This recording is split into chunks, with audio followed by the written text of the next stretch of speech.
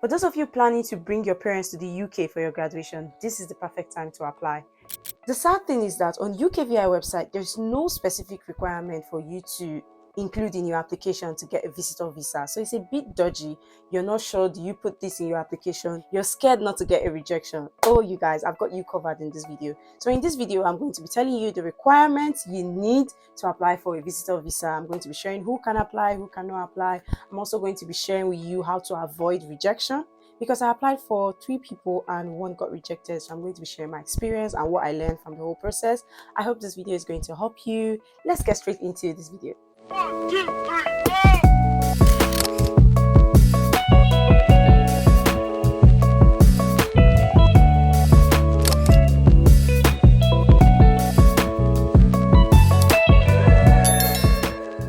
Ooh, that was a very exhausting introduction. Oh, you guys, if you're just seeing me for the first time, my name is Jemima. Welcome to this amazing family. We're happy to have you. So I made a post of my graduation preparation vlog. If you've not watched the video, I'm going to link the video up there, so go see the video. And some of you were like, Jemima, how did you bring your parents to the UK for your graduation? That must have cost you a lot. That must be this, that must be that. You guys, it's proper planning, and that's what I'm going to share in this video. So before I answer the question, how did I bring my parents to the UK to attend my graduation? I want to let you know that it's not only your parents you can invite. You can invite your friends, your family. It's on the UK website, and I think I'm going to read what's on the website. It says you can visit the UK as a standard visitor for tourism, for example, on a holiday or vacation, to see your family or friends. So it's not just your family, your friends could also apply. Now you need to check if you meet the requirement or you're eligible to apply, and it's also on the website. It says you must have a passport or travel documents to enter the UK. Yep. You must be able to show that you will leave the UK at the end of your visit. First point. You're able to support yourself and your dependents during your visits. 2. You're able to pay for your return or onward journey. 3.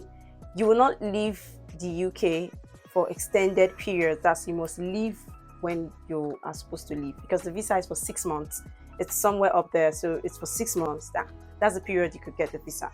So having known all this requirement, the dodgy thing is on the website, it doesn't say the requirement you need to submit in your application. So you're scared, would you get this visa? Will you not get the visa? What do you put? What do you not put? It doesn't tell you like, this is what you need to put in your application, if that makes sense. Good. Yeah.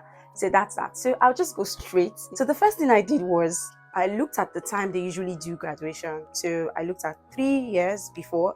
They usually do their graduation November. And I went to the university to ask, when is my graduation likely to be? This is just the first semester I started my master's. So you might want to do that. You check, you say, okay, when you get, just try to know the time your university does the graduation for your master's course or your undergrad course. This is for those of us that try to be budget friendly or try to save money or not to be extravagant with our spending. That was what I actually did. So I checked the time. I was like, okay, 2nd week of November. So the next thing I did was I booked a flight for that period. So I booked a flight before and after. So I set the flight duration time for 1st to 3rd week of November. And because my parents would want to go for work, but if you know they could stay longer, you might just put it in a 1 month window. Or yeah, I just put it in a 2 weeks window. So even if the university postpones to the 3rd week, they are still in the UK. I know it's kind of a risk, but I did that because if it's getting close to the time, the flight fee or the flight fare are usually high, so high. So I just had to do it in time. So I booked for the ticket in March, you guys. For a graduation in September, I booked in March. That's to tell you that I really wanted to save a lot. So it wasn't too much. But the sad thing is, if you get rejection, it's wasted. So you have to be careful with the documents you want to put in your application. So what I did is I actually lost 1 ticket, but let's keep going. You'll understand more in the video. Now, the third thing is, because the UKVI website doesn't have like a specific document, I had to start watching YouTube videos, and that's why I'm putting up this video, so you know the requirements too. I started watching YouTube videos, I started checking what's the document, and I told my family, please start getting your documents ready, see the ones you need to get set. If you need a tax clearance certificate, you need to start processing that now. If you need anything from your office, you need to start processing it down. So this is what I did, the third thing. Now the fourth thing I did was I waited till when it was getting close to the graduation.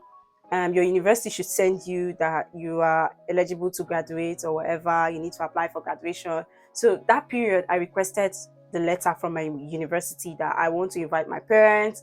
Can I get a letter to show to the embassy, something like that? So I started getting that ready. And the university, it didn't take time. The university gave me, I think within a week, I got the letter. And within that 1 week while I was waiting for the letter, I also wrote a cover letter. So there's a difference with the cover letter and the university letter. So you need to take note of that. The university letter differs from universities. The cover letter, I would put a sample of it here. The content is basically, this is you, your parents are coming to visit you because of your graduation that is taking place in so and so date. And you also say during the period they are going to stay.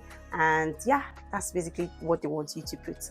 You need to be careful in your application. I don't know if I've said that, but I just want to say it so I don't forget. What you need to be careful of to avoid rejection is authentic documents stamped or signed.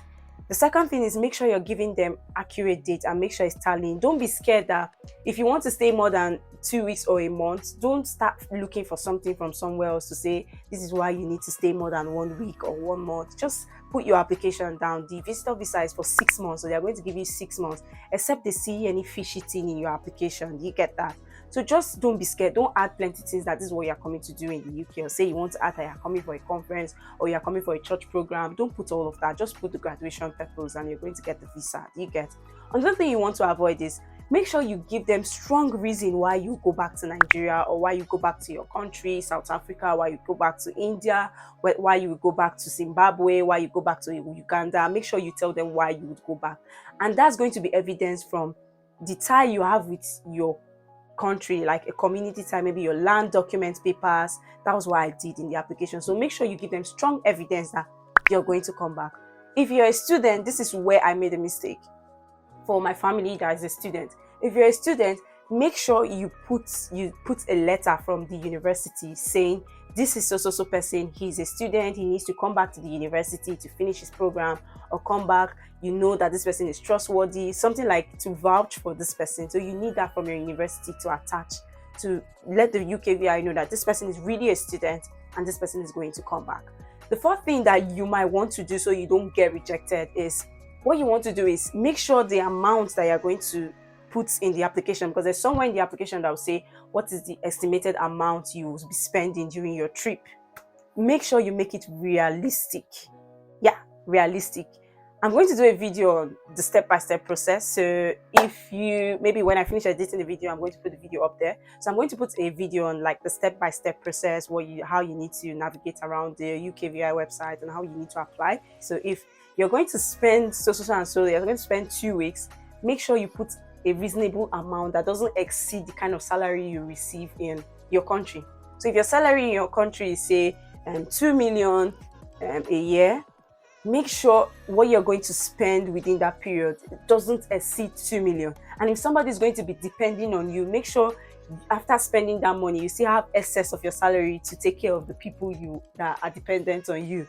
I don't know if that makes sense. So make sure all these things tally. So it gives them a real stuff that, okay, this person is going to come back to their country. Does that make sense? Okay, so the next thing you want to do is try to apply for your visa so you could secure a biometric date, because I don't know the time your graduation is going to be. If your graduation is going to be, say, September, October, you know students will be coming in for a new section and the whole rush of everything. So you need to get a biometric date as soon as possible.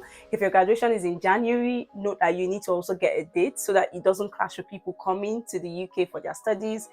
You understand? So you need to get a date for your biometric. So that needs you to apply for the visa to get the biometric date. Does that make sense? Okay, so now get straight to the documents that I submitted. So I'll just go straight to my mom's documents. So I have the folder opened. So I'm just going to show you all the things we submitted.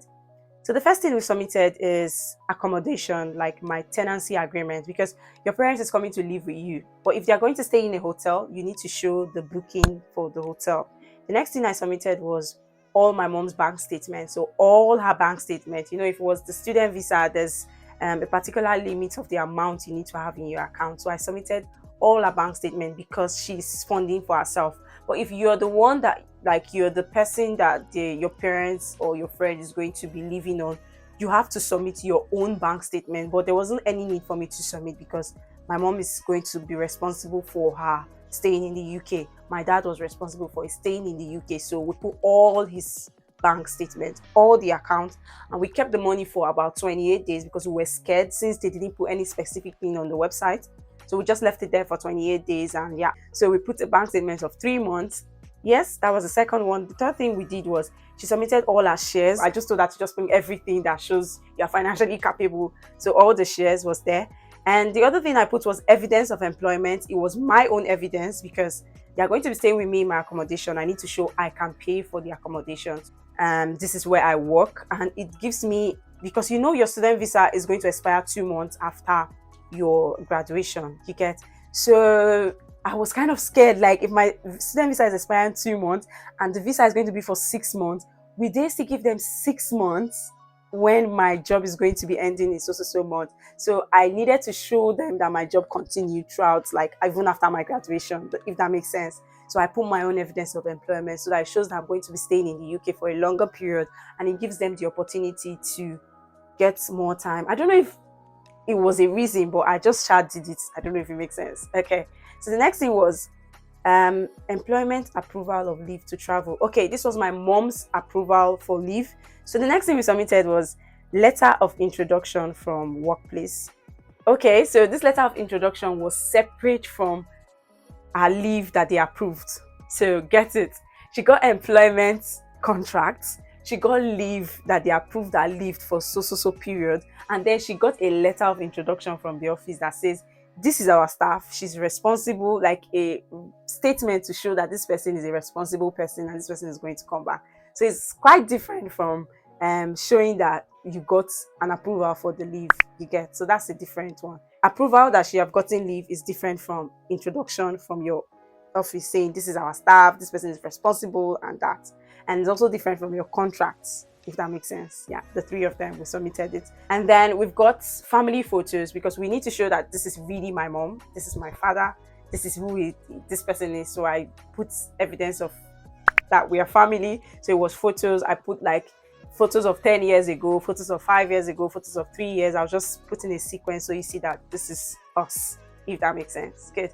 The next thing I put was land document because you need to show that you have strong tie with your country. So I put a land document. If they have a land, attach it to it. There's no harm trying. You can submit as many documents. I think my mom's application was 17 documents submitted. So you can put as many documents just so you don't get rejected. You understand? Okay. And then we submitted medical fitness certificates because I was scared, although it was on the website, that if you're coming in within 6 months, you don't need to do TB tests or whatever. But I didn't want to hear that it was because of medical issues. They didn't approve the visa. So they actually went to the hospital in Nigeria and they got a medical fitness certificate saying they are fit, they don't have any disease, they are okay. And we also attached it to the document. Another thing we also attached was their wedding certificates because my parents had the joint account and they were going to use that joint account to say they are going to use from that money to spend when they're in the UK. So they had to show marriage certificate to show that they're actually really married and they can fund themselves from their joint accounts, if it makes sense. I don't know if that makes sense, but they submitted their joint account statement, yeah, and their wedding certificates. Good.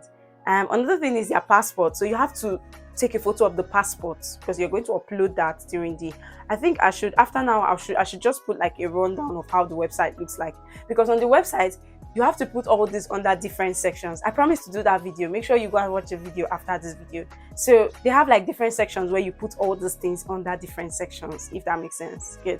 The next thing was my mom's pay slip. So we put all the pay slip for 6 months. Yeah, I don't know if you should put 3 months, but I just put 6 months. I wanted them to get that visa. I didn't want to hear stories, so I put that for 6 months.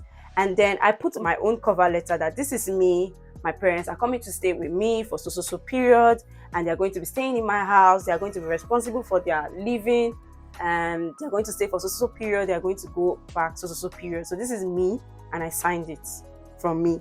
And then I also submitted the one from my university saying this is our student, she's going to be graduating so day and so day, please assist their family with a visa. That is the other one. So I submitted my own introduction letter and the one from my university.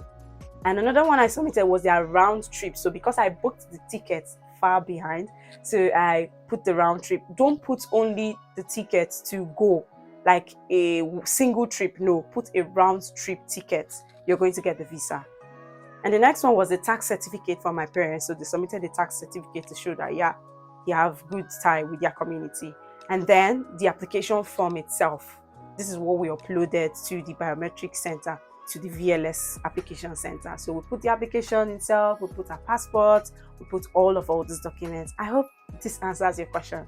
So this were all the things we did. I think there were still some other documents we put for my mom, because she's a professional person, she's a nurse. So we actually put all her professional certificates, like she's a fellow of the West African College of Nursing. Anything that you know your parents does that are legit, you might also want to add it to the application. It's going to show that this person is responsible and everything. So the next video I'm going to do, where I'm going to be navigating around the website, I'll show you how I put all these things in different sections.